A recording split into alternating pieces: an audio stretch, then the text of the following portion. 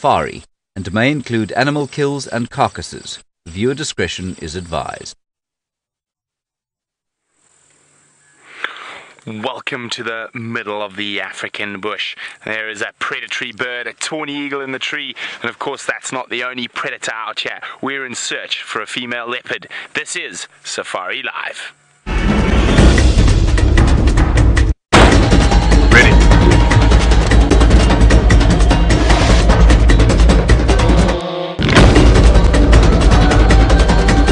Standing by.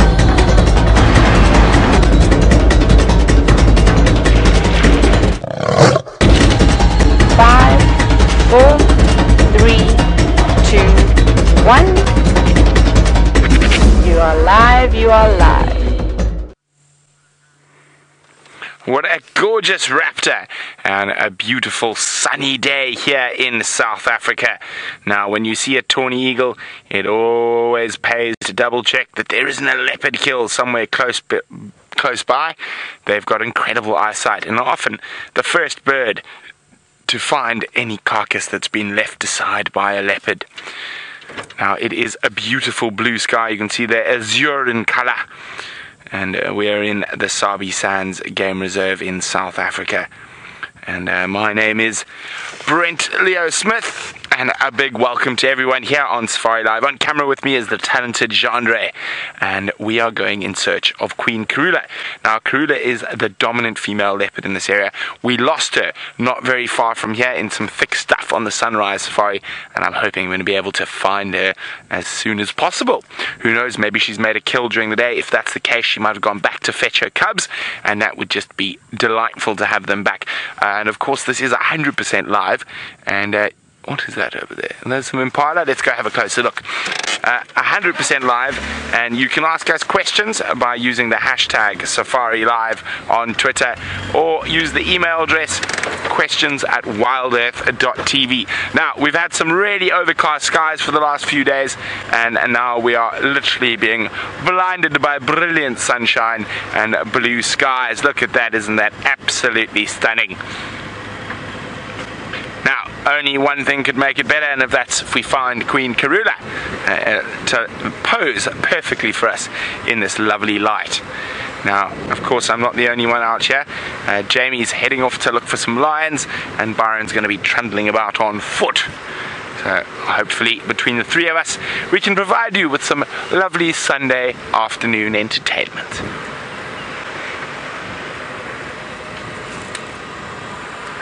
Now, I thought I saw some antelope through here.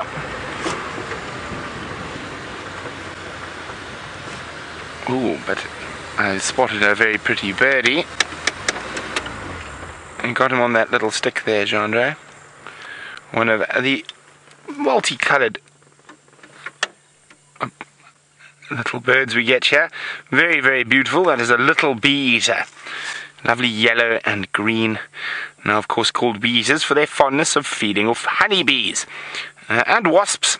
Now, they'll perch like that, and you can see how busy his head is, scanning around for any potential prey. And once they catch something, especially something that might bite them or sting them back, they use their beak and they beat it against a stick to render it edible, I suppose, or render it edible without danger. A very, very pretty little bird, the smallest of the bee-eater species we get here in the Sabi Sands.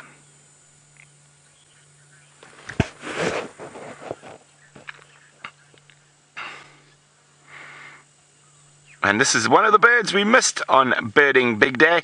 And Raisa is wondering, what was our end total? Well, on Rusty it was 58 bird species, and through all different feeds it was 64. So we got well over 50 in the end, which was wonderful. Oh, off goes the bee eater, and off we go to.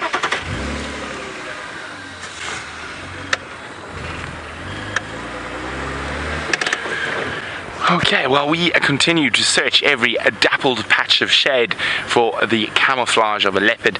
Let's go see what Byron's up to on foot.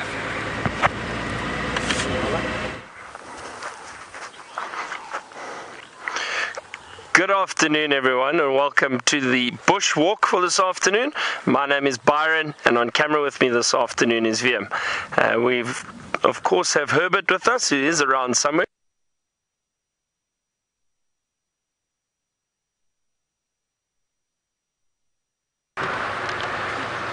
Oopsie daisy, it seems as though poor Byron lost signal, as you can imagine, and we do apologise for that. Bringing you a live safari and especially a live bushwalk from the middle of the wilderness sometimes comes with its disadvantages.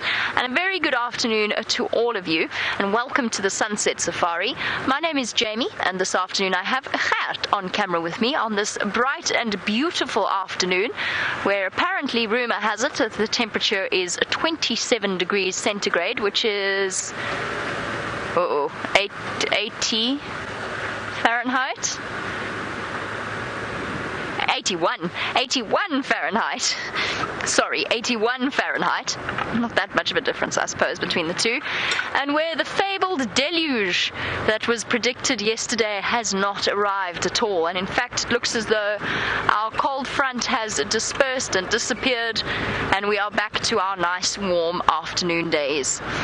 Brent and myself went on a little jaunt on Buffelshoek today in between drives. We went to go and visit some friends for lunch. The weather's been all over the place, but it seems as though it has finally settled upon a nice warm afternoon. So Buffelshoek, by the way, for those of you that are new to these safaris, Buffelshoek is the property that is just to the north of us. There are no fences in this vast wilderness area, but there are set places where we can go, where different lodges, different people can go. And Buffelshoek, unfortunately, is north of where we can go.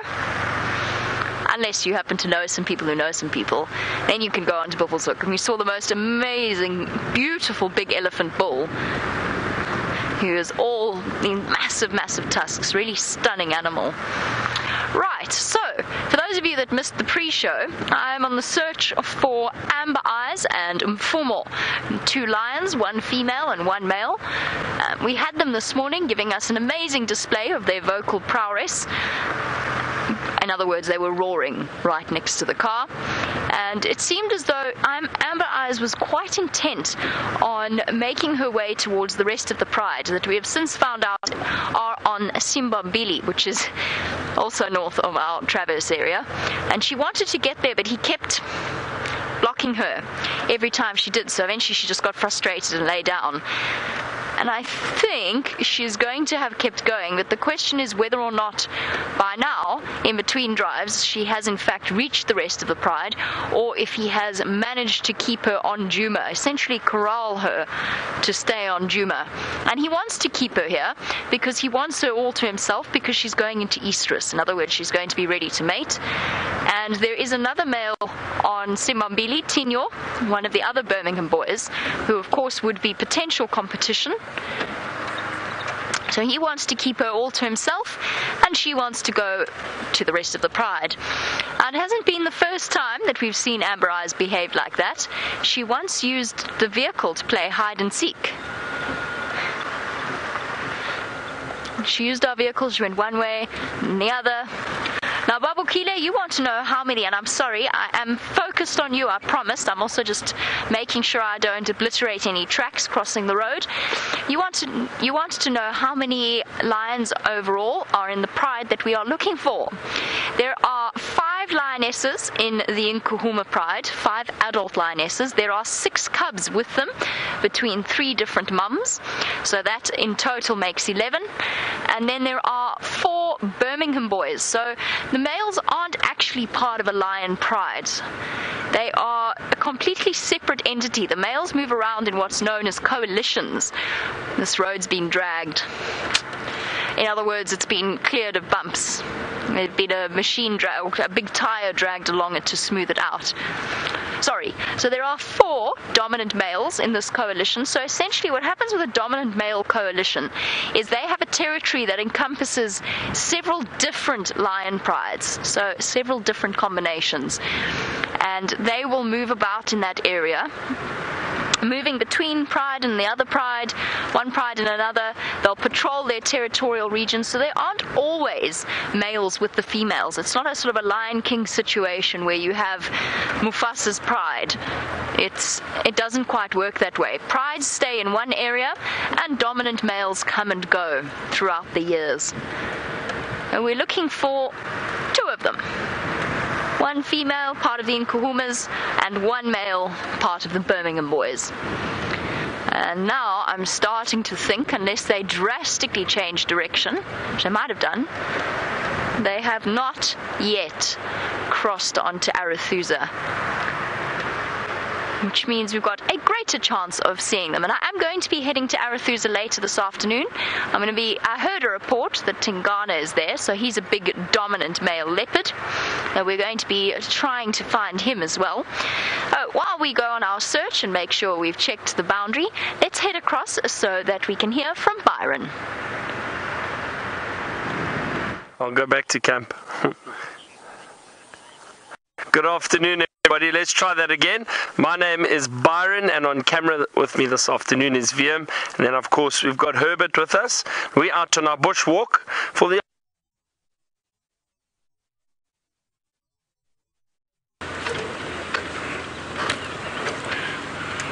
Now we're going really, really slowly.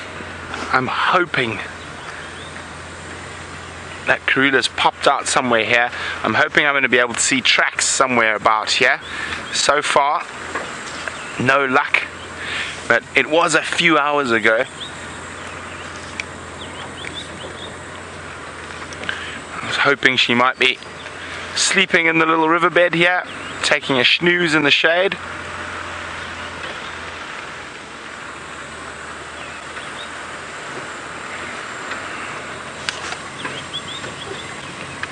Now it is quite hot, so I'm hoping as it's got more and more hot during the day, she's rested up somewhere. So I'm also looking in the big shady marula trees. Might be a good spot for a snooze like she did this morning. Now that summer is here, if she gets up into the tree, it's a bit cooler, but it also avoids a lot of the biting flies, which unfortunately for us mere mortals down here at ground level are buzzing all around us at the moment.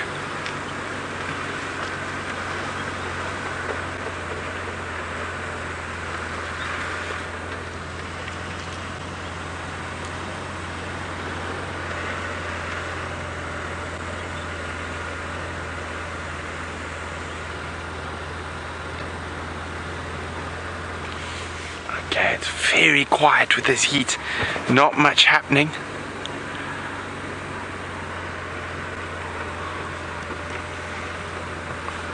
Still no sign of any tracks. The other thing is there's just so much water around at the moment that she can drink wherever. She doesn't have to go to a specific spot.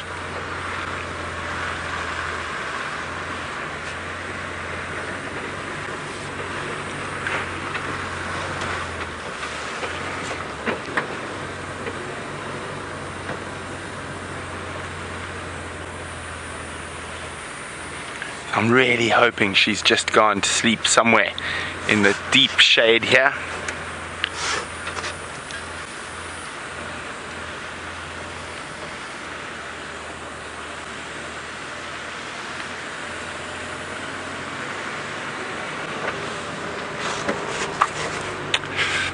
Queen Karula up to her antics again, keeping us a-guessing. Now, if I was Karula, where would I go? I'm hungry as well. I think Nyala Road south.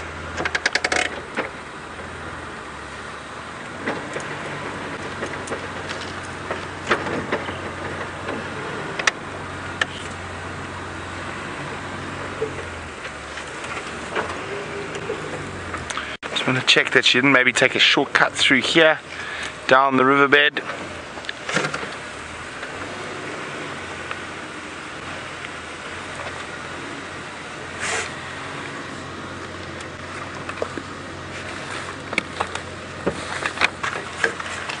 It's really, really quiet out here in this heat, but hopefully something will be around.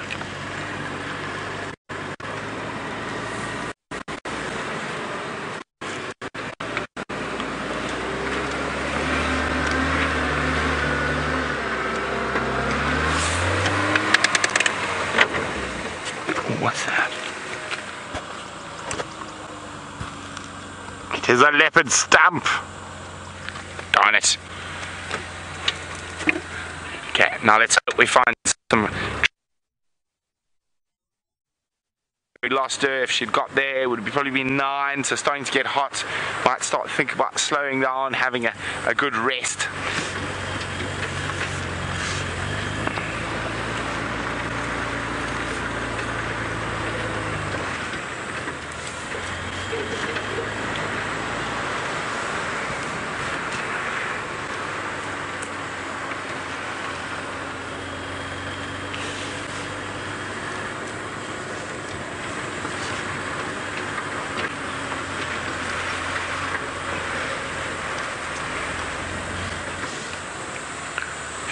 Okay, there's a couple of big game paths that come out here.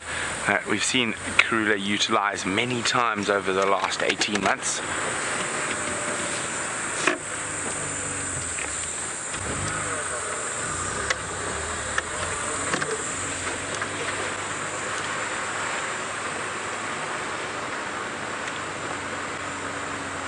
So for those of you new, if you see me hanging out of the car like this, it means I'm looking for leopard tracks. Often the best way to find a leopard is to track it. Of course you do get lucky sometimes and you just bump it, but quite a lot of the time you got to try it. Even if you find tracks, it's very difficult to follow each individual track. You got to sort of put yourself, if I was a leopard, where would I go?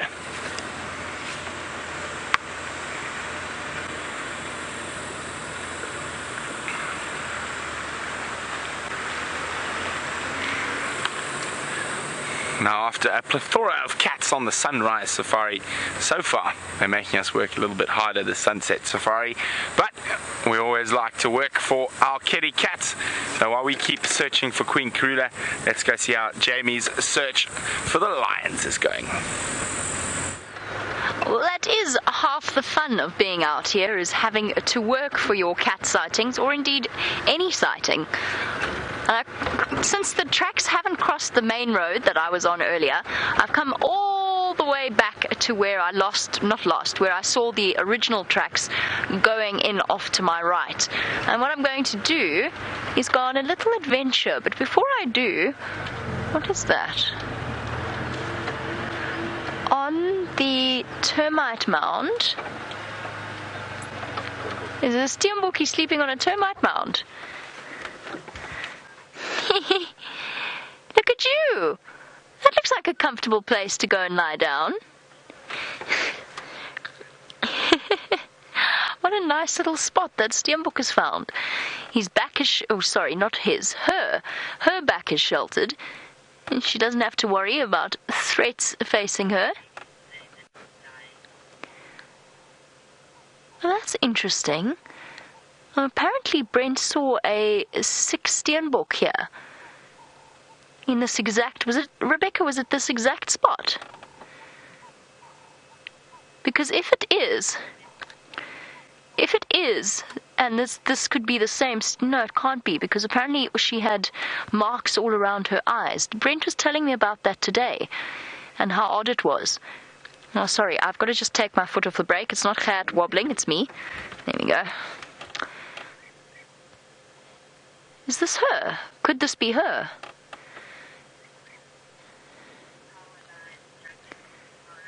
No, this is most definitely not her.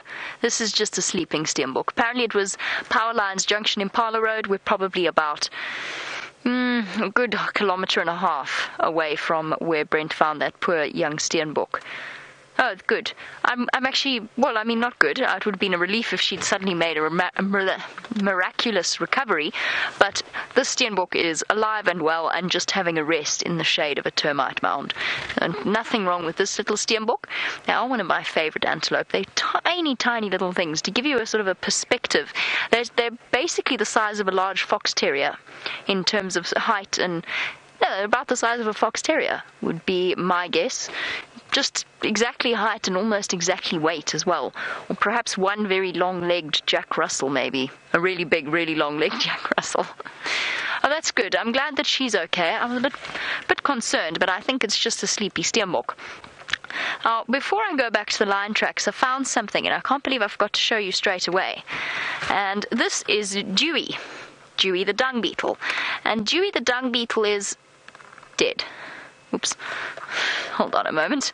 But Dewey the dung beetle is absolutely massive. And I wanted to just show you what a marvel these things are. This is one of the biggest... Okay, would you just stay... Okay, I'll hold you like this.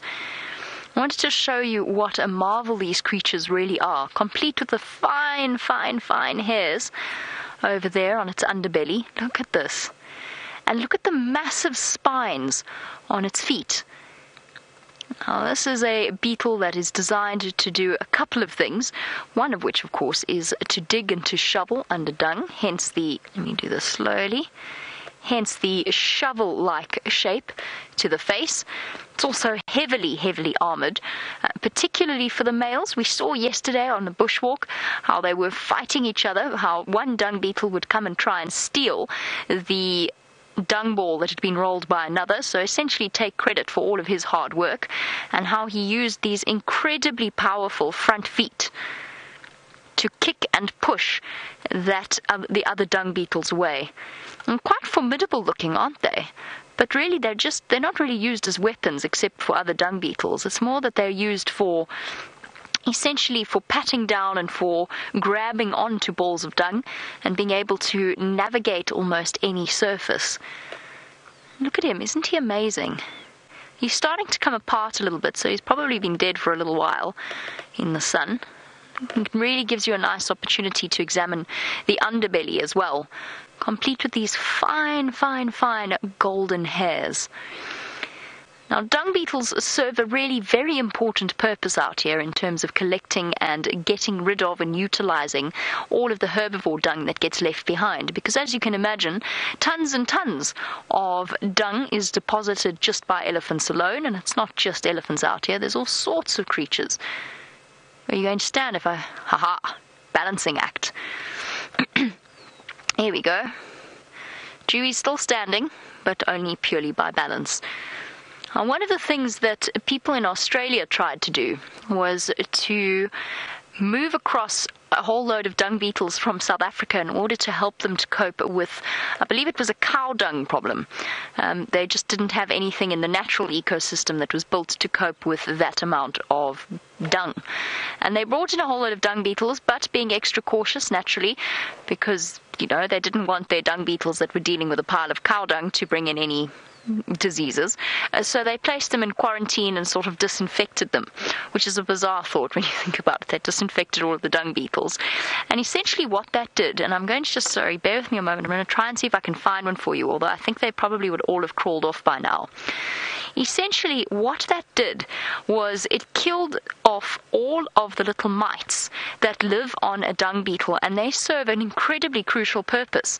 So the mites were all cleaned off while the dung beetles were in quarantine, and all of the dung beetles were released, and they promptly all died, because the dung beetles' mites that crawl along the body serve a really important purpose, and that's to clean away, because they have a dirty job, our dung beetles, and that's to clean away all of the dung that collects in these incredibly delicate joints, like the joint of the front leg here, the joints of the wing casings. I mean, this whole thing is articulated in a way. Its legs move in all kinds of directions, its body has to move, its head has to move, and something's got to help it keep clean because it can't reach every spot. And that was the job of the mites. And unfortunately, the Australians' desire to make sure that the dung beetles that they were getting in to clean a load of cow dung, their desire to make sure that those beetles were clean before they went about their dirty work, unfortunately meant that they couldn't go about doing their job, and they all died. There you go, an interesting insight into our endeavours in the past before we begin to really grasp just how everything ties together. I'm trying to look for the eyes to try and show you, and I know that they sit at the back. There, that's the eyes, I think. I have since learnt, since my rhino beetle moment, that's the eyes over there, underneath the casing here. Oops, sorry. Let me try and keep my hat shadow out of the way. So this is actually the eyes, and this is the shovel part of the head, Fascinating, isn't it? Really, truly. They've actually got massive eyes. I've never realized that before. They've got huge eyes. This one looks like it's smiling at me, wearing a top hat. Okay, one last look. Seriously. Look at what I can see. Those are the two eyes, one on either side. And there's the little smile, and it's got a hat on. I'm never, ever going to look at dung beetles the same way ever again. But yes, it does go to show that often we think we know better when it comes to the natural world, and sometimes we make some very serious mistakes, and that includes occasionally introducing an exotic species in order to control a local one. Cool, huh? I'm going to keep that for the tent. I'm sure James is going to enjoy that.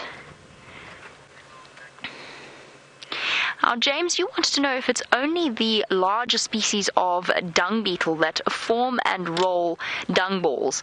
There is a general rule, yes, that it... Sorry, Dewey, you just sit there. It is a general rule that it's usually the larger dung beetles that do it.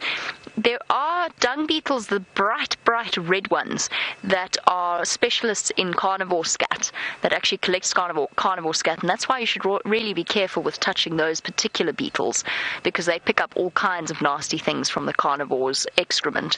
They do roll little dung balls, and they do the same thing as the larger ones. But for the most part, when you're dealing with a pile of herbivore dung, I'd love to find you a live one now, because our Dewey here is a little bit depressing. But if you do ever see a pile of herbivore dung, it will be the larger dung beetles that have a tendency... Kingfisher, come back! Have a tendency to roll dung balls. Can't find my gear stick. The smaller dung beetles, usually what they do is they just dig straight down. So rather than rolling a big ball of dung and taking it off with them, they dig straight down and they lay their eggs underground. You do also get big dung beetles, bear in mind, that don't actually bother to roll dung balls at all. We've got lots and lots of different species, hundreds of different species of dung beetles. So they all do different things. Some of the big dung beetles don't bother to roll a ball. They'll just find a nice big bolus of elephant or rhino dung and they'll lay their eggs just like that. Ready-made ball, essentially. And if they happen to be eaten, so be it. There'll be plenty more that have been laid and that have been able to survive. So often you'll go and you'll break open in midsummer or towards the end of the rainy season. You can go and break open big balls of elephant dung or any other kind of big dung. It's really only rhino that make the big balls as well. Occasionally hippo. And if you go and you break those open, you'll be able to see exactly, or you see the big grubs that live in there, that are on their way to pupating. There you go. Aren't they fascinating creatures? I've never realized how big their eyes are or where they're situated up until now. And I know that seems ridiculous. Right, these lion tracks were... I saw them crossing here.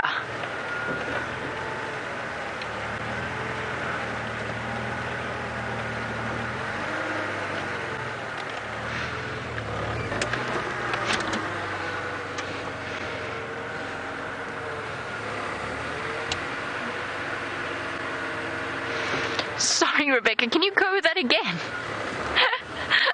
Kat, did you get that? Kyle, I'm sorry, hold on a second. Your question makes total sense. I just need some clarification here.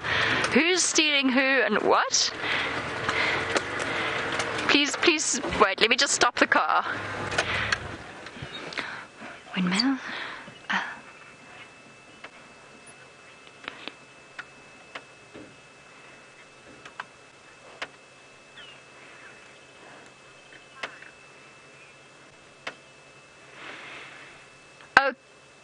Okay.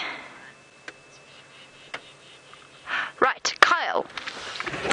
Your question is, wait for it. It's a good question, and I know where you're going with it. It flummoxed me for a little bit. If a dung beetle male steals another male's dung beetle ball, but the female has already laid her eggs in the dung ball, am I right?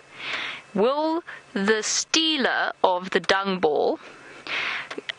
will he continue with that dung ball, or will he go off and search for another female?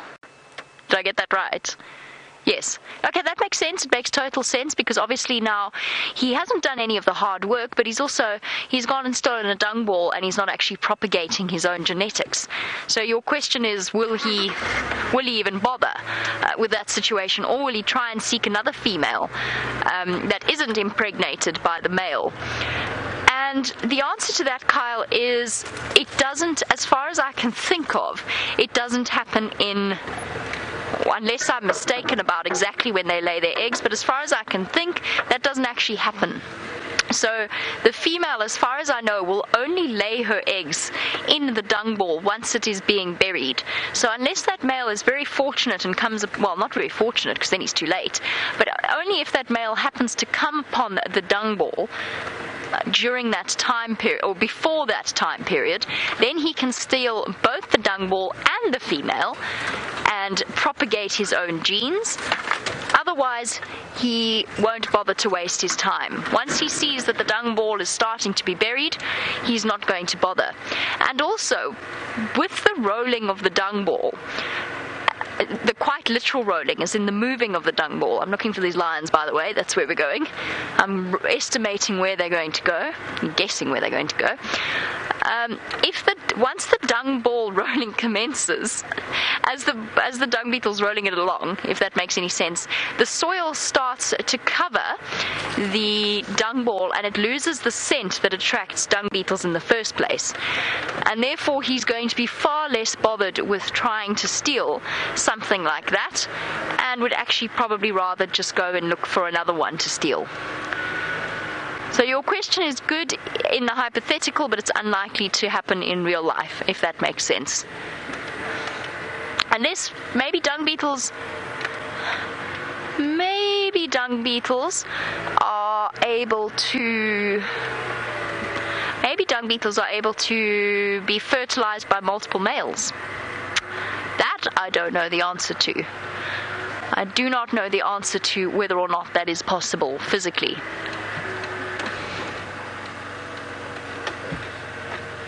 There's a carcass there. Oh yes, so there is. Oh, I remember this carcass now. I thought this looked familiar. Sorry, I got distracted. I thought you were pointing to that bird that was fluttering about. I was trying to figure out what it was before we put it on camera, but it was a batis. Now, this was the buffalo that the Nkuhumas killed quite a long time ago. One thing we have noticed is they are slowly but surely moving further and further afield with those cubs, which means that the Nkuhumas are going to start utilizing their home range more and more effectively over the next few weeks and months. And that means, in turn, that we're not going to see as much of them, which is going to be really very sad. Okay, I'm not going to try and go all the way into this block and out the other side. It's going to be a little bit too difficult. And I could go 20 meters off in the wrong direction or 20 degrees off in the wrong trajectory and miss the lines completely. I knew I recognized this spot. Where Nkuhuma's cubs playing in trees. It must have been about... Was it before or after I went on leave? It must have been before I went on leave. Time has a wonderful way of merging into one. Okay, let's do a backwards safari, shall we? Backwards off-road. No, let's not do that because I'm about to drive into a tree. I can't see any sign of these lions. She must have pushed further in. And without going for a little walk, it's going to be tricky to find them.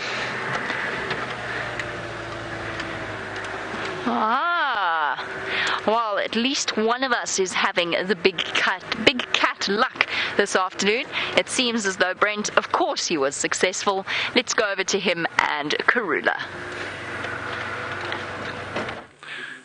Well, with the Queen of Djuma, Karula, and all the troublemakers, look at them. Naughty little rascals. Hosanna and Shongile. Now, Rexon kindly called us in. She is just south of the boundary.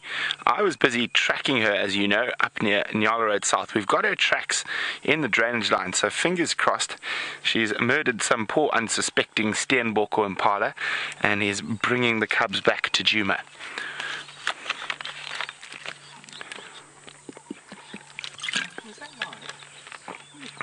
Yeah, so there they are. That's little Shongile there. They've grown so much, it's hard to believe that just under 10 months ago we found them when they were about 6-7 hours old, and they were just little sausages. Okay, let's have a look. Now, I'm trying to see if there's any blood around Karula's face. We can't really see at the moment. Look at Asana, he's getting big, isn't he? I'm hoping. Here we go.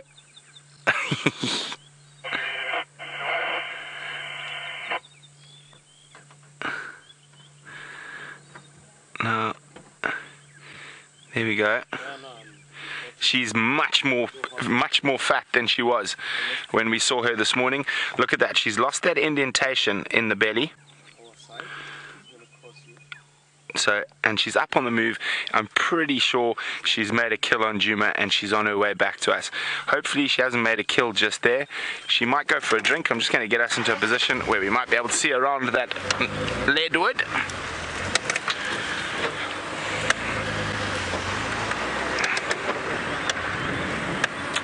Let's have a look. Are we going to get a view from here? We are.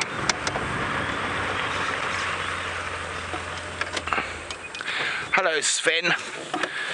Sven would like to know how old these cubs have to be before they start hunting for themselves. Sven, you probably find they've made some small kills by themselves already. Banded mongoose, dwarf mongoose, squirrels, maybe a bird or two, a baby tortoise.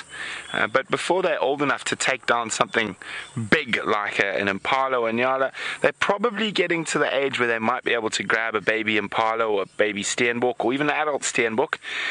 But there have been records of leopards becoming independent at the ripe old age of 9 months, so actually younger than Shongile and Hasana, but normally males 2.5 years and females about 1.5 years.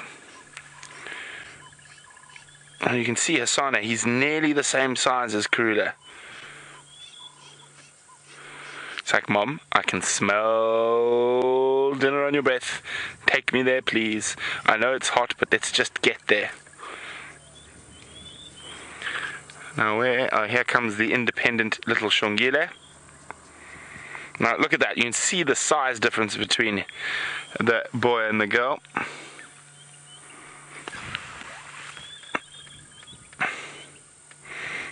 Hey, Troubles.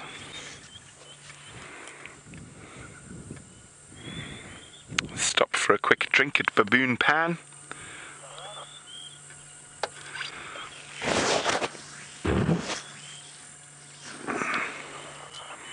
Here she comes, heading straight for us. Isn't that wonderful? As I said, those had her tracks, probably about 1.5 kilometers from here. And when Rex called me, jogging in. Oh no, you're not going to jump.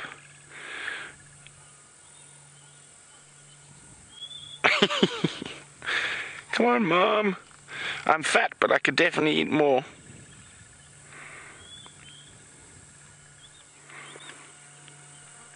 There we go. Let's get back to where they're going to cross the road next to us.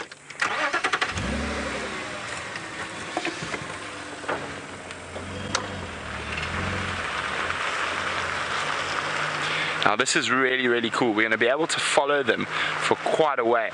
And judging from where I had her tracks, where she made the kill is quite a long way away from where we are now. So you probably find there's going to be lots of stops starting. Say when, Jandre.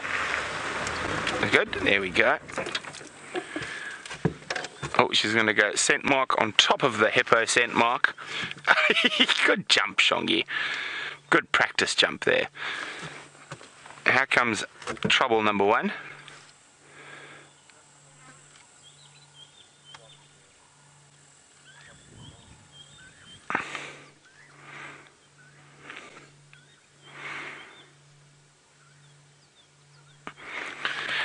So as you can see, in areas where leopards aren't persecuted, and even when it's hot, they will move through the day. Of course, they generally prefer to move when it's cooler or when it's dark.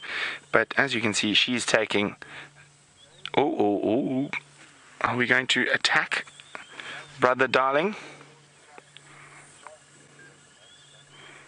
There it goes, there she goes. Oh, she got spotted. And Hasana ran away.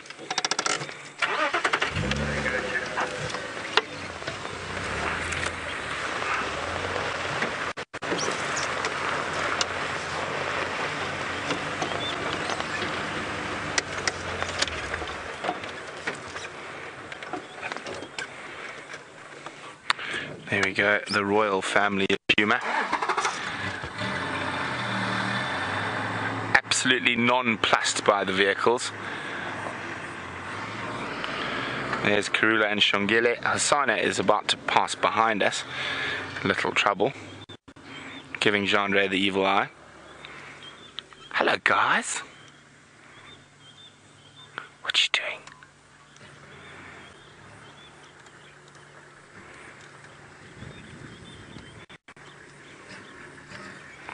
There we go, you can see how close they come to us.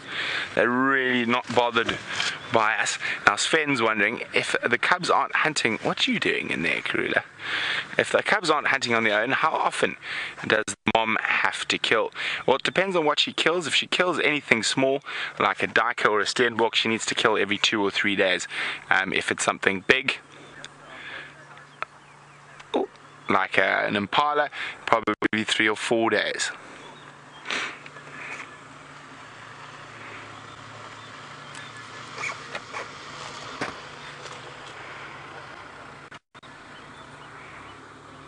Going to inspect what Mom was inspecting. Probably can smell some dwarf mongoose in that area.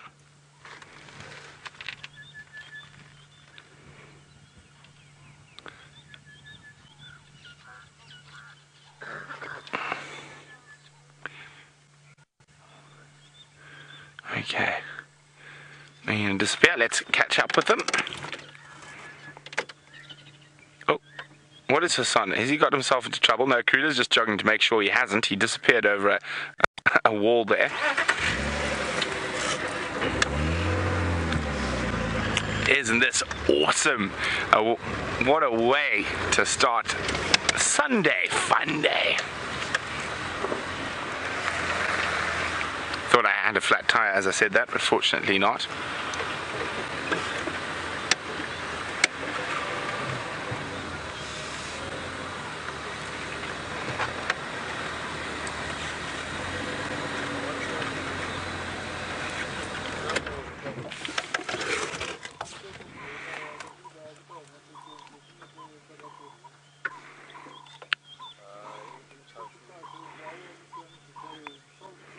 What are you doing over there? Oh, they've seen a terrapin.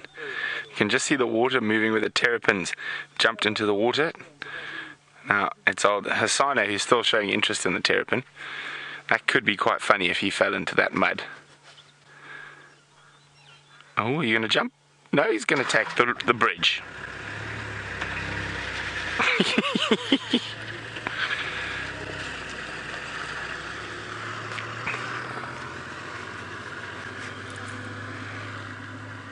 See,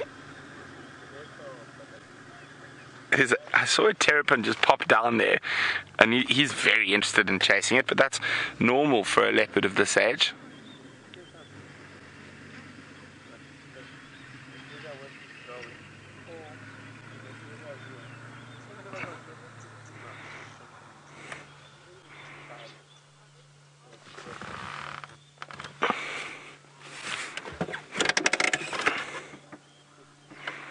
Okay, about to disappear from you. We're going to move again.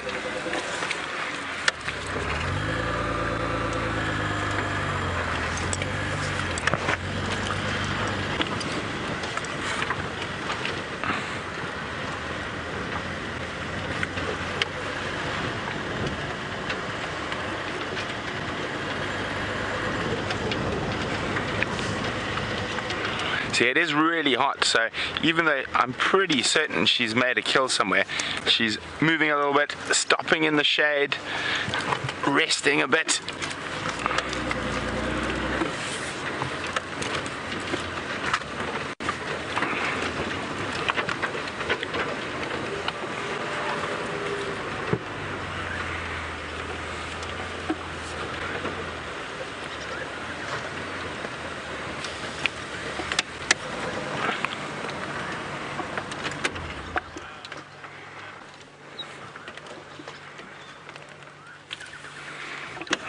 we go.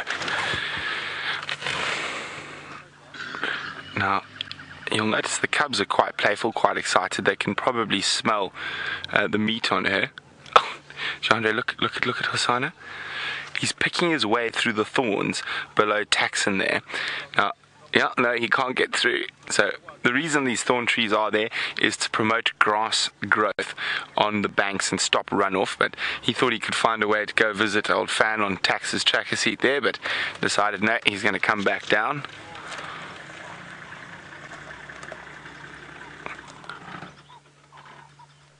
Not really drinking, more just playing. So there we go, little rest, up and at him again.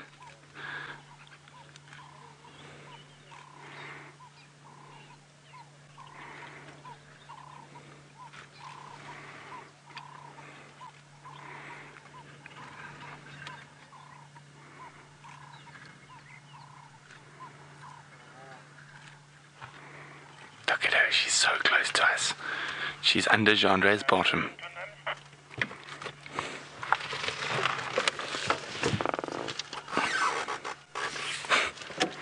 Okay, Gendre, I'll move the car for you.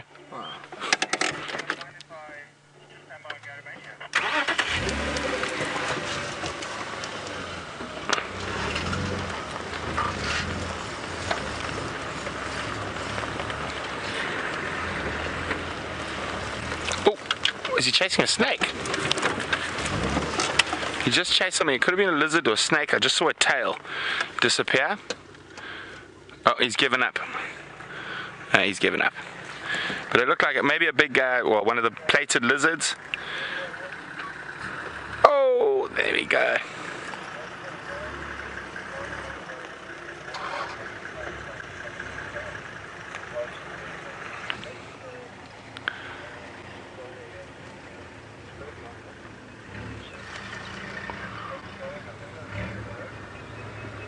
Yeah, I'm just letting Rexon go past.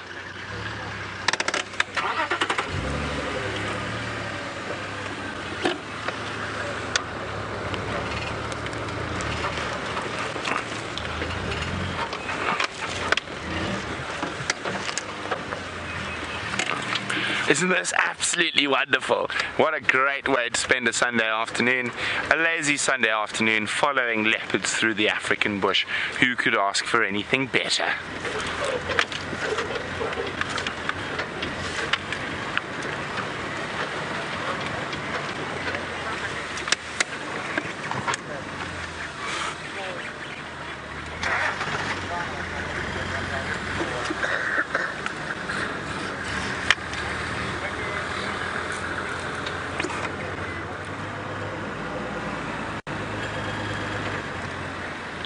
Okay, well, we're going to try figure out where Karula's going. She's just gone into some thick stuff.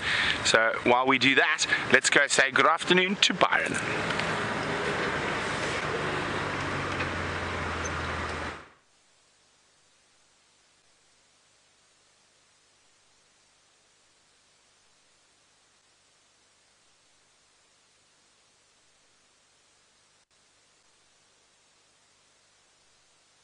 Testing.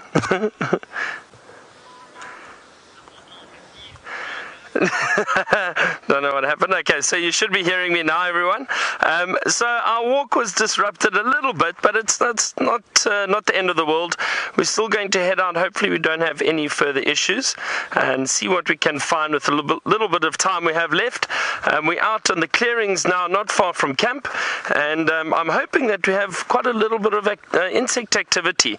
It is a much warmer afternoon, and insects do like to come out in the heat, and especially after the rainfall that we had fairly recently. So let's start walking around and having a look. I was hoping to find, well, this is very old elephant dung just over here, but my plan for the afternoon was to try and find some elephant on foot. Now you can see this has been broken down completely. This is very, very dry old elephant dung, and it's so dry and old, termites have started to get into here. So the elephant dung is very, very coarse, and there's a lot of plant material in it, like these sticks and leaves. So termites will feed on that, and this very, very old elephant dung has been taken over by termites. There's a lot of sand in that around that the termites have obviously built up.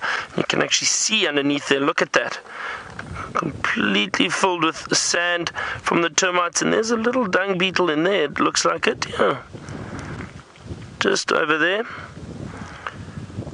So a lot of insects benefit from elephant dung, and it's wonderful to see even after, I mean, this is very, very old. This has probably been here for probably a few months at least. So this has been here a long time, but it's just incredible to see how animals and insects benefit from something just like elephant dung. And I was hoping to find some elephant on our walk this afternoon. Who knows, we might still have some luck. And it's always really, really great to find elephant on walk. I love walking into elephant and viewing them on foot. Very different experience. And you can get a little bit nervous at times having these big animals close to you, but it does give you a different perspective of things while you're on foot and walking around and viewing these animals. Let's have a look here.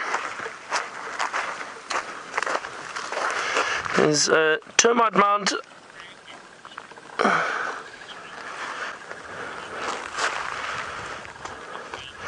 So this doesn't look like it's too active at the moment. Very, very hard termite mound, but it's always nice just to have a look around. You never know, you could find something trying to burrow in.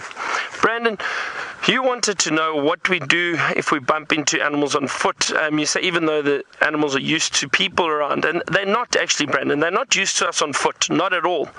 The animals that we do view from vehicles and that in this area, they become somewhat habituated to the vehicles, not necessarily the people. Obviously the sounds and the smells, yes, but when we're on foot, we do stand out a little bit more. We look very, very different, and we appear to be a predator. So animals are very, very wary of us, and they do react to us. So if we bump into something, some of the larger animals, perhaps a predator, lion, leopard, or even the larger herbivores like buffalo or elephant, we do need to be very, very careful. Ideally, you'd want to see them before they see you. But the main thing, and there are only one or two reactions that you're going to get. So if you have to walk into something and surprise it, if you're lucky enough to be that quiet for one thing, because usually animals hear us way before we get close to them. So what will happen is if we bump into something and we surprise it, one or two things are going to happen. It's going to, one, act aggressively, charge us, and try and get us away from it as quickly as possible. Or it's going to get up and run away from us because it's going to get a fright. Those are the only two reactions you're most likely going to get. So generally animals do prefer moving away from us because, again, we appear to be predators, and they're not sure what we are. But if they do feel threatened, they will act aggressively. And that's the main thing, is even on a walk, as long as you don't cause the animal to feel threatened, and we try to be respectful, and we try our best to approach cautiously, very quietly. The best thing to do on a walk is if you can view an animal without it knowing you are there, and watch it reacting as it would normally without any danger around. That is the best sign of a good walk. Let's have a look here. There we go. Look at this, everyone. A beautiful dung beetle. And it's rolled an incredible ball. And there's another one. Look at that. Now, I wonder what's happened here. Let's just watch this for a second. Look how perfect that ball is. I wouldn't be surprised. So what is happening here is this dung beetle has attracted a female, and I'm assuming that this is the female over here hanging on, and that is the male busy digging a hole at the moment. And what he's trying to do is he's going to try and bury this ball. So he's trying to dig a little hole, bury that ball, and what usually happens is with these dung beetles, these big roller dung beetles, they roll a ball, the male rolls a ball, and then attracts the female. The female will sit on it, just like this female is doing now, and he then rolls that dung ball away with that female holding on. He will then find a spot to try and bury the ball, and those dung beetles will mate, and then what happens is the female will usually go with that male again, possibly roll another ball.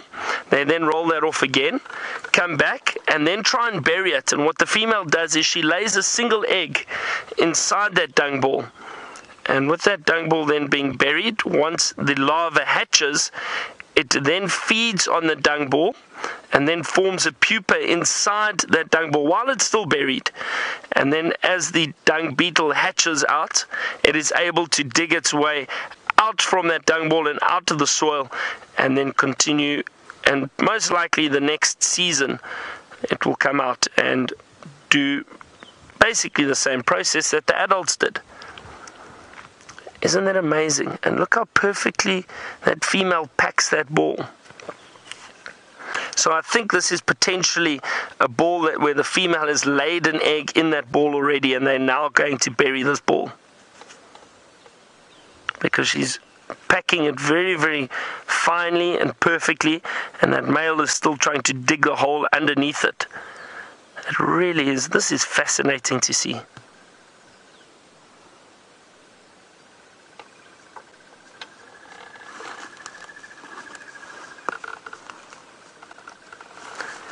So wonderful to see little creatures like this, and just see how incredible nature is. I mean, for these insects to know how to do this, to survive, and also get rid of all the dung. You know, they play a huge role in an ecosystem, a vital role in the ecosystem, getting rid of the dung, because they feed on the dung and bury it. It decomposes a lot quicker, and they do play an incredible role. But look at that. That huge dung ball is completely in the soil at the moment.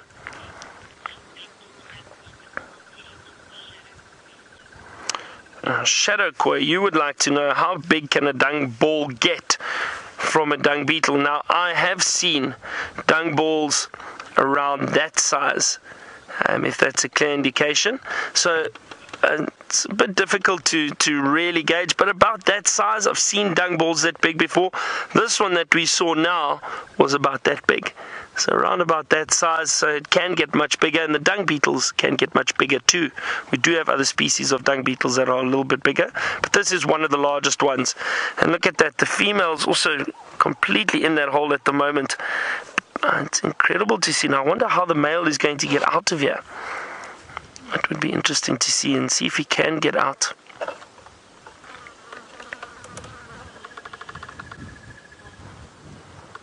Some birds calling around us in the distance. A crested barbet. Very distinct call. There's a dove that's calling too. Some flies around.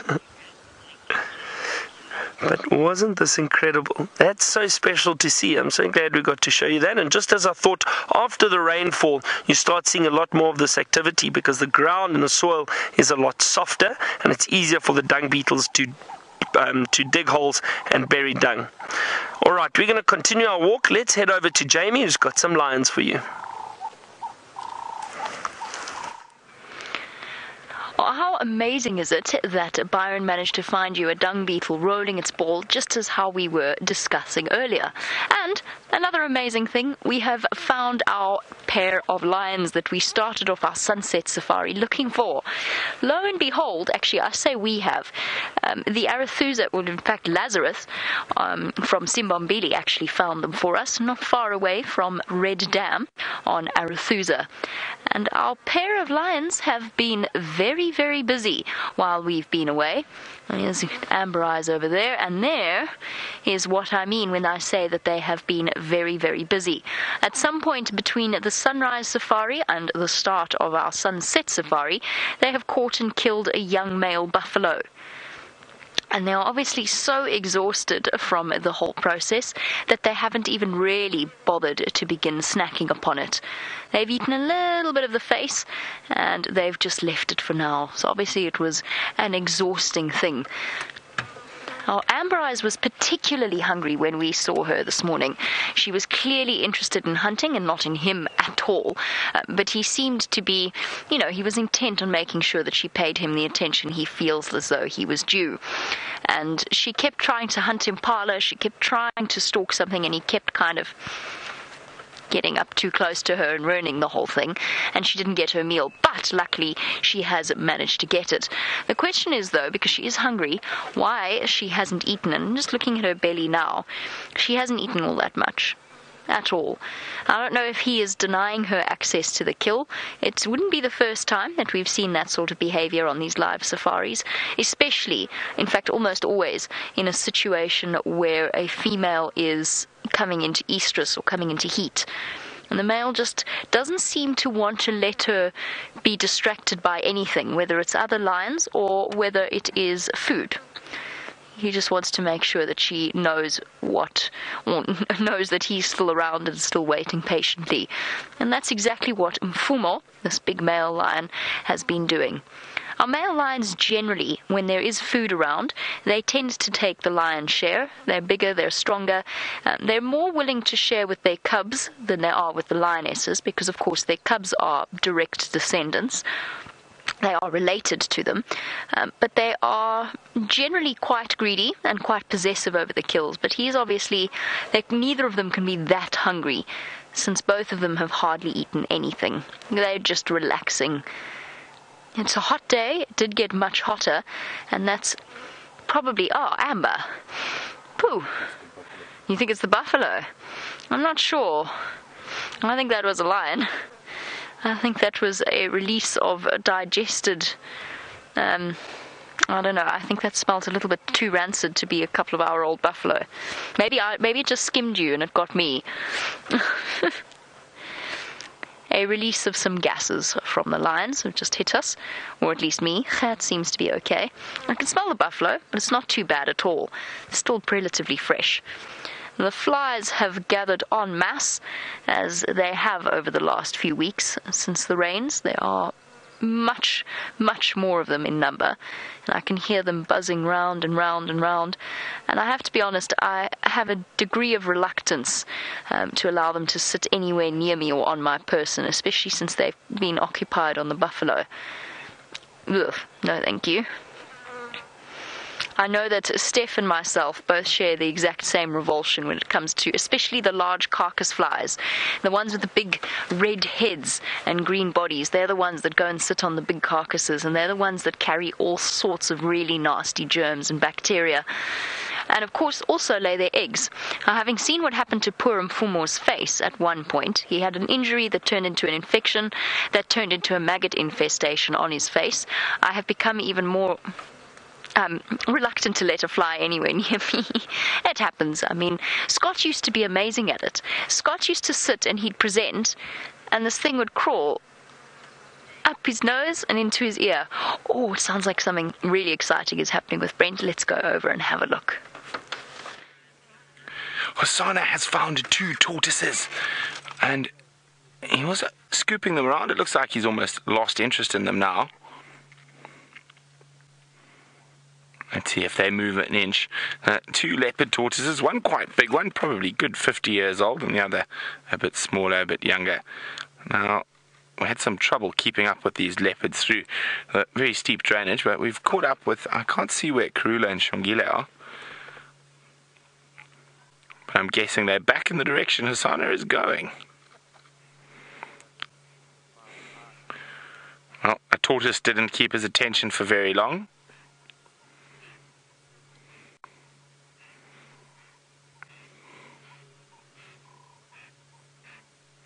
Okay, time to keep following.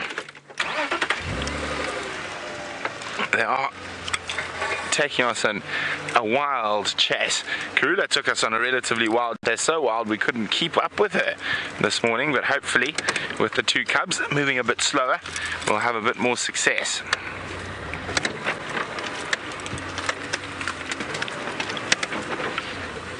Oh, she's coming back.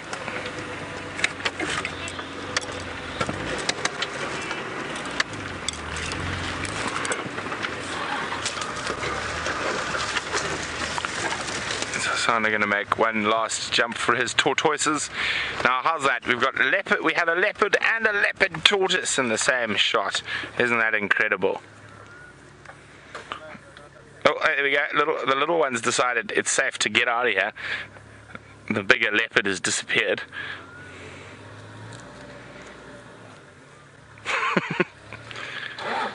Poor tortoise.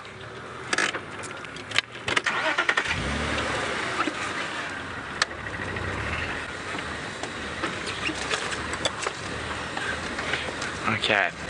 We do apologise if you have quite a bit of noise. We are about to go through some very thick monkey orange areas, so the scraping is just them scraping on the vehicle, but we want to keep up with her because I'm pretty sure she's going back to a kill, so we're going to stick with her.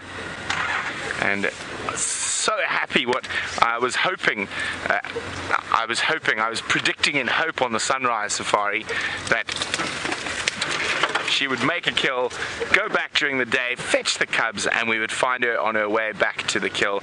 And that's exactly what's happened. Isn't that absolutely splendid? Don't you love it when a good plan falls into place?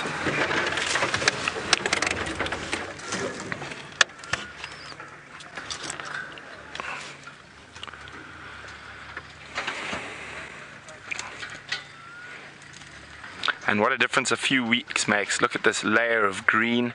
I mean, not that long ago there wasn't even a blade of grass growing around here.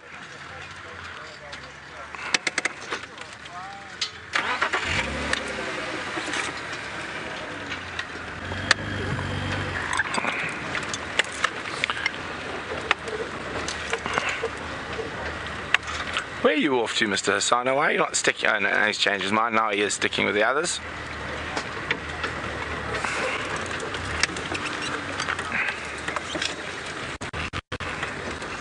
Just trying to find, see, this is it. It's not genre being a shoddy cameraman, it's actually the angle we're sitting at. We're sitting at about 30 degrees on that side of a termite mound, trying to find the least thick way through this block.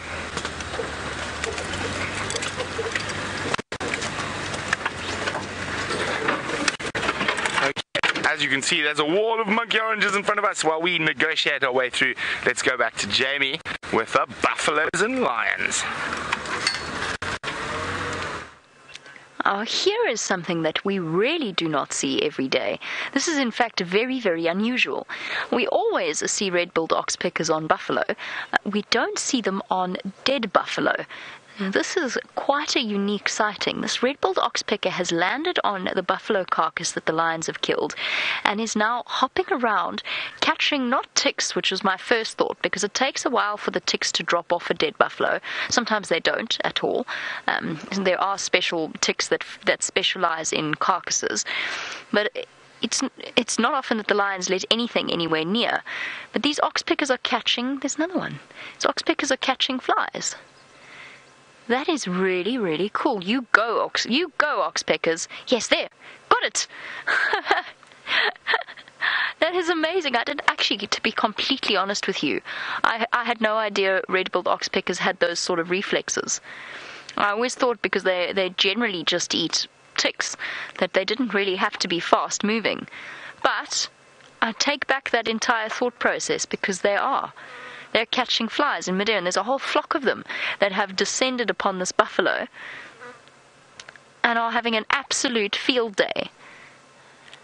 I have never seen this before. It is so cool. I'm not sure whether any of you have ever seen this on the live safaris. Maybe you have. Maybe this isn't a first for you. But this is definitely a first for me.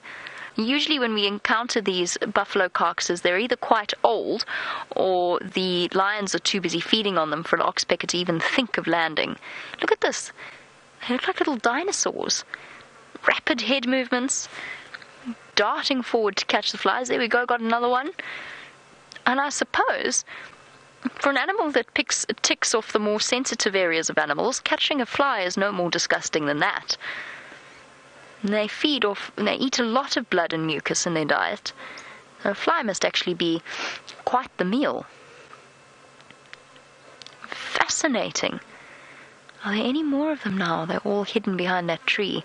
I know that if I try and get closer, they're going to fly off, and that's not what I want. I want to keep watching this because it is fascinating. There I can see a little red bull flashing. Huh. Well, if you do have any more questions about fascinating stuff like this, remember this is coming to you live from a place at this moment called Arathusa Private Game Reserve, which is in the Greater Kruger National Park of South Africa. And you can send through your questions, and you can do that on #SafariLive on Twitter, or you can email through to questions@WildEarthTV. Perhaps you've been to visit some of the wilderness areas and you've seen oxpeckers sitting on carcasses picking off flies. This, I haven't. Shaking its head and crushing the fly. Oh, hopping around. I mean, it's got so much in its beak it actually can't even swallow it. And it's still going for more inside the buffalo's ear. Gert, have you ever seen anything like this? I haven't.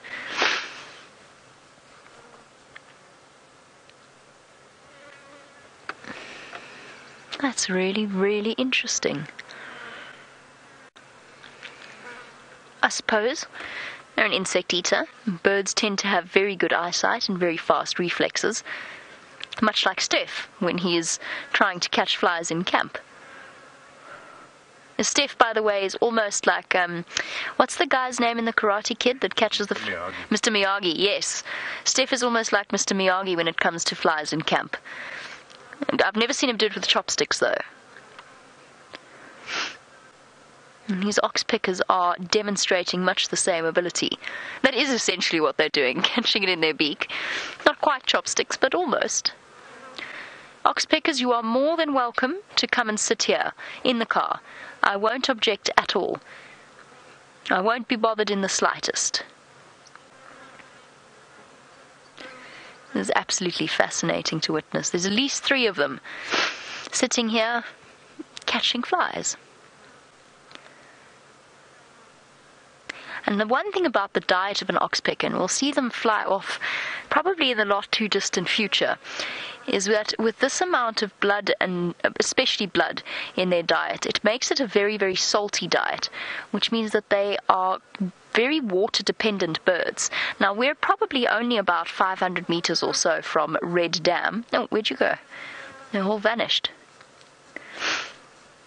There's some tree. Oh, there's one on the. There are 2 on the right. At some point, they're going to flutter off and go off in search of water, and then maybe even return back here, depending on what the line's up to.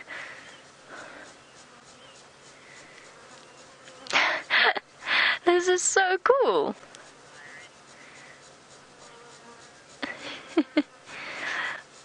Well, this is a truly interesting sighting. I'm going to sit and wait and see how long they spend here with the flies on the buffalo carcass. But while we do that, let's go and get an update from Byron on foot.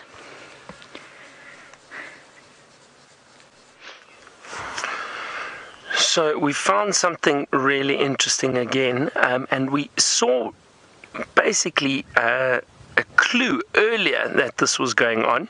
And have a look down here. We saw elephant dung before being that had been eaten by termites. And have a look here. Now these termites have all... I'm just going to put that back over there where it was. But look at all the termites and how they've fed on this elephant dung. But this has been here for a long time. You can see the soil around this piece of dung around here too. So they've been feeding and breaking this dung down for quite some time. But look at these little termites. These look like harvested termites. But like I said, there are many different species of termites around. Some that don't build massive mounds that we used to see. But it's incredible, all this activity around here. Very interesting to see. And everyone knows what to do. They all have a role and they all do it. And these look like it's just a group of workers breaking down the food and probably supplying it to a queen that may be buried underground somewhere, taking it down into the tunnels directly underneath that piece of dung. And I think that's exactly what's happened over here. Very interesting to see. But they're all over here, this whole little area filled with termites. We haven't come across any wildlife on foot yet. Well, animals rather. Just a few insects. And there's a lilac-breasted roller calling in the distance, but I don't think we'd be able to see it. I think in the back in that very large tree. So we've now headed away from the clearings and we are heading into a thicker area, much thicker area. So again, in situations like this, we just have to be very, very aware, very, very alert, and keep a lookout for any potential animals that might be lurking in here. And again, it's just a case of being careful, being aware, and keeping an eye out.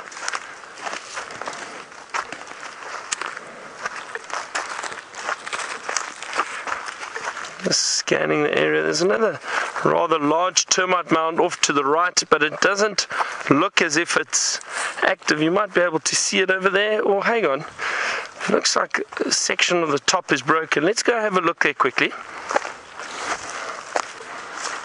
Might be some more activity around that. I haven't seen really fresh elephant dung yet. All the dung that I've been seeing around is very old dung. And that's not good for my plan on trying to find an elephant this afternoon. See, actually, a bit of a false, what's the word? False hope, that's exactly it. Yeah. It looked as if it was open, but it's actually closed up further in there, and this doesn't look like it's been active for very long, for quite some time. The soil on the top, and usually you can tell, and we've seen it in the past with termite mounds that are active, the soil is much darker when they are active because they've been building constantly. But this, and you can see it's very, very hard. This has had time to bake and really harden and solidify. So this has been here for quite some time, and it hasn't been active for fairly long. I'm not exactly sure how long, but I would say probably during the whole winter. Maybe it was active last season, last summer, but at the moment this is very hard and there's no activity around here. But a lot of termite mounds in this area, which is great. So a good sign of a healthy ecosystem, having all these insects around. I'm trying to see if we can't find some other little insects. I think let's head through this way rather, and watch out for some of the trees and that. And as you're walking through here, there's a lot of leaf litter. You'll probably find little grasshoppers flying around, or jumping about perhaps. So I'm just trying to look very, very carefully and see if I maybe disturb one or two. If they jump off, then maybe we can show them to you. A tiny spider web on this bush, but I don't think you'll be able to see it on camera. Let's see.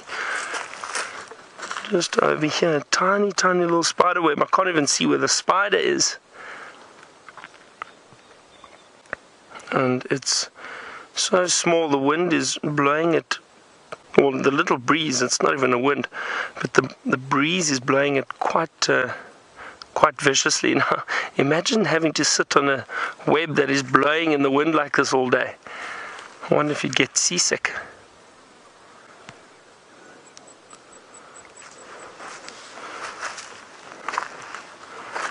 I'm going to keep having a look for any grasshoppers and little insects. I'm walking very slowly, also because I need to constantly keep a lookout, moving through this thick area.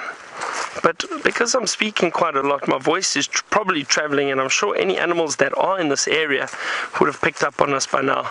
Most likely have moved off. There's a very large termite mound in that direction. I'm going to head towards that, because what I can do is use that for a vantage point and just scan around and have a look. Actually, here's something interesting. Let's see. This is a little ant lion hole, and I wonder if it is in here. I don't want to disturb it too much, but we might see, if you look closely, we might see if it is active. Disturbing a little bit of the outside, it may kick up some sand because it thinks that there's an insect around. Nothing. There we go. Look at it, opened up there. Now I wonder if it's not in there somewhere.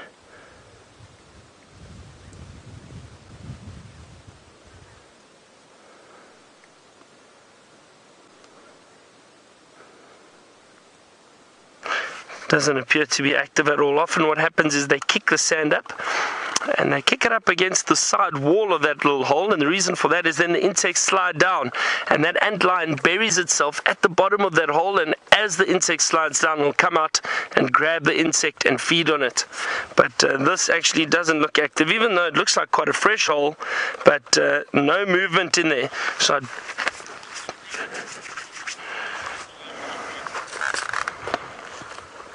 So I don't think that it's active at all.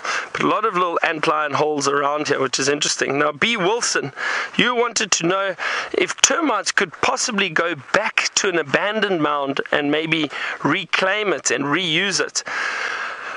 I don't think so, and I'll tell you why. Usually the termites leave termite mounds, and some of them they'll use for 50, 80 years, some termite mounds, these really big ones, even longer and older. But what happens is they'll constantly use it and constantly grow on the termite mound or expand the termite mound, but I don't think if they have left it completely.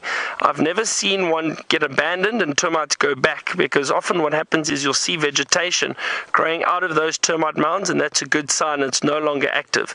I haven't seen it become active again afterwards. Usually why that is perhaps the water table or the moisture in the soil around that area has dropped, and termites do need a lot of moisture. So once they move off, they've made a conscious decision to go and set up a new colony, and they'd be too busy building on that termite mound to return and take over another or basically reoccupy an old termite mound. They'd be focused on the new one. So no, I don't think they would do that at all. Let's continue up towards this termite mound ahead of me, and we can maybe use that, as I said, as a vantage point to have a look around for potential animals.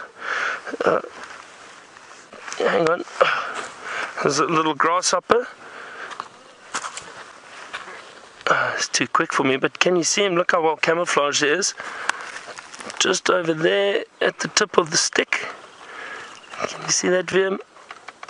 There he is. At least he's sitting for us now.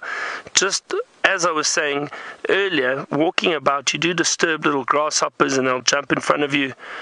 And look how well camouflaged that little one is. I mean, if you weren't looking for it, or if you didn't see it move, you'd probably never see that.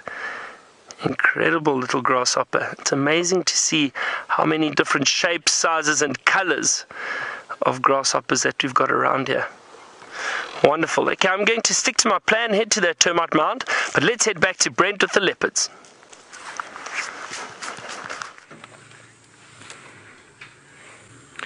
Well, we're still being taken through some of the thickest areas of Djuma by Queen Karula and the cubs, and Taxon and Rexon are still with us.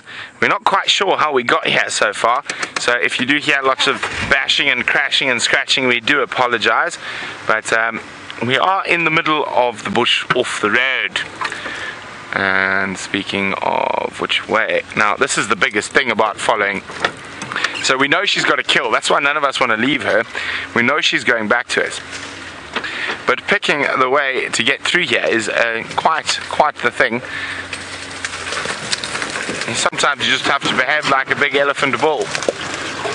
And I hope you don't get too many thorns. Of course, we're not quite as well equipped as an elephant bull for dealing with thorns. Watch out, Chandra. That's a charging Ziziphus, that one. Okay. Oh, it looks a little bit more open here. Now, we were following her here. It wasn't very far from here. Here are our tracks from this morning where we lost her. Let me just, sorry, 1 second.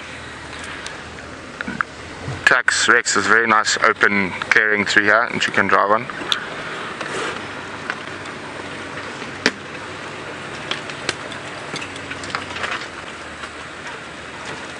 Okay, there we go. Where's number 3? 1, 2. Where's 3? 3 o'clock. Ah, there's 3 parallel to us.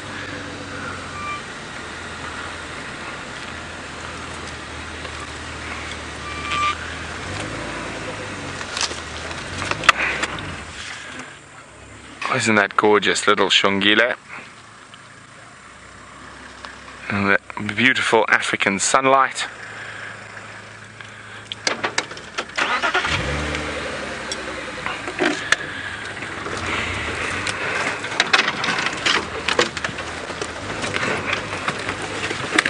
Now let's hope she keeps on this nice open area.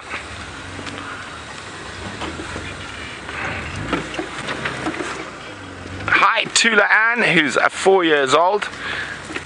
Tula Ann would like to know, are the babies all grown up now? Not yet, Tula Ann, but they're getting there. Keeping up with Mom at the moment. So, not yet. Probably another 6 months before the female is what we would consider fully grown and she leaves her mom. And the male's probably got another 2, oh, no, maybe not. Oh, she's chasing something. She's got it. What's she after? Look at him go, look at him go. Oh, Hasana's after a squirrel. Oh, has he got it? I can't see it. It's a pandemonium here. Hold on. Let's get in there. They've chased him up the tree. They're after a little squirrel. I can't get around this corner, can I?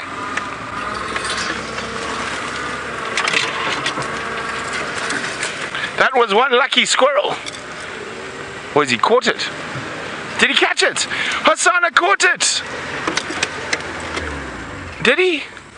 Did it make it up the tree? No, I think he's got it. He's got the squirrel. Well done, little rascal.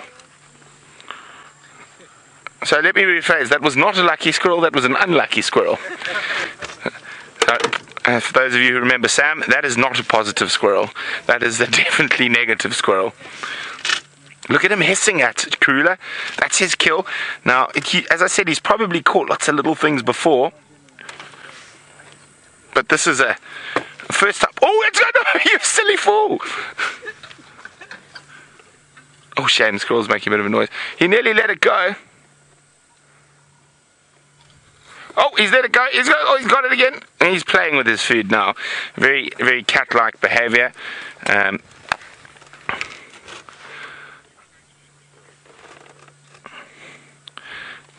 So that's obviously not too much of a meal for him, especially since Mom is leading them back. Oh, he is playing with it. Shame, poor little squirrel. Come, now bite it and be done, mister. Oh, he's let it go. It's got away again. I'm sorry, my head's getting in the way because I'm trying to see what's going on. Where'd it go? Did it go under our car? He's lost it. It's gone into a hole. Sorry, I'm going to do this.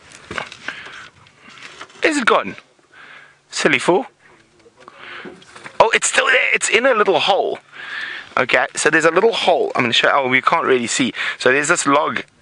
And and it's gone into a tiny hole. He can't get his paw in there.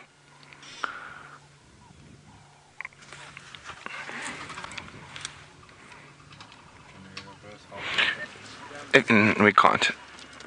There's a car behind us and we'll disturb him. Has he got it again? I mean, I've put my head out here. He's got it again. Don't hiss at me, cheeky one. Yeah, he's caught it again. He got it out of the hole. Unfortunately, he's literally there. Let's try. I can't even see him now. He's in front of the car. Okay.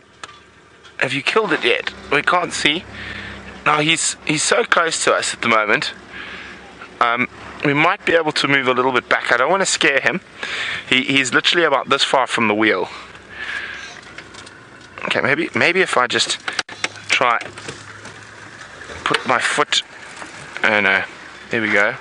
And just maybe roll back.